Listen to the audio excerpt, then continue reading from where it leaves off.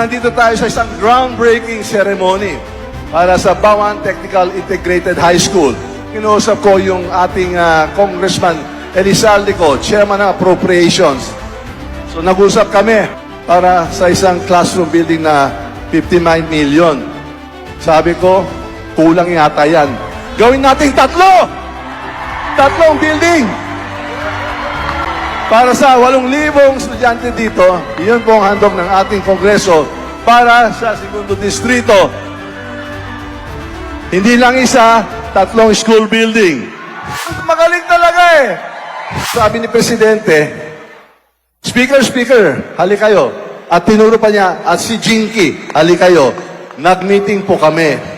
At sa totoo lang po, sa madaling silita, tuwang-tuwa ang ating mahal na Presidente kay Madam Jinky Luistro.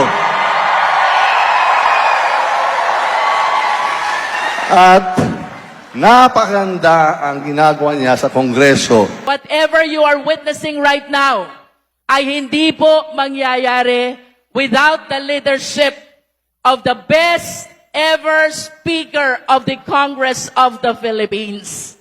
At ito po ang palagi kong sinasabi sa inyo, kung bakit bumabagyo at bumabaha ng biyaya sa 2nd District. It is because of our dear Speaker.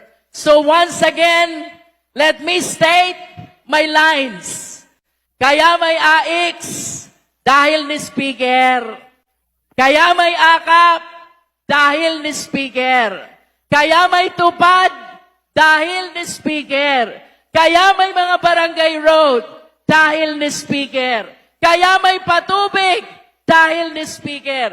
At kaya may groundbreaking ngayon dahil ni Speaker. I understand, wala pong perpektong gobyerno. Tama? Tama? Walang perpektong gobyerno. But one thing I can assure you, sa panahon ng ating Pangulo, sa panahon ni President Bongbong Marcos, sa panahon ni Speaker Martin Romualdez, correct me if I'm wrong, bumaha at bumagyo ng biyaya dito sa ikalawang distrito ng ating lalawigan. I was searching for the video where I explained this kung saan nagsisingit yung mga mambabatas natin ng mga pondo doon sa mga pondo ng mga executive departments para yun ang gamitin nilang pondo para sa kanila. And mga kabatas natin, yung mga pondo na yan, hindi yan dumadaan doon sa regular na auditing katulad ng nangyayari sa pondo ng mga executive department. It doesn't work like that. You know why? Because these are unconstitutional funds. Kaya next time na makikita nyo, no, yung picture ng congressman nyo, kaya ng senador nyo, nang doon, nagpagawa di umano ng barangay hall, nagpagawa ng basketball court, nagpagawa ng kalsada, nagpagawa ng kung ano-ano, illegal yun.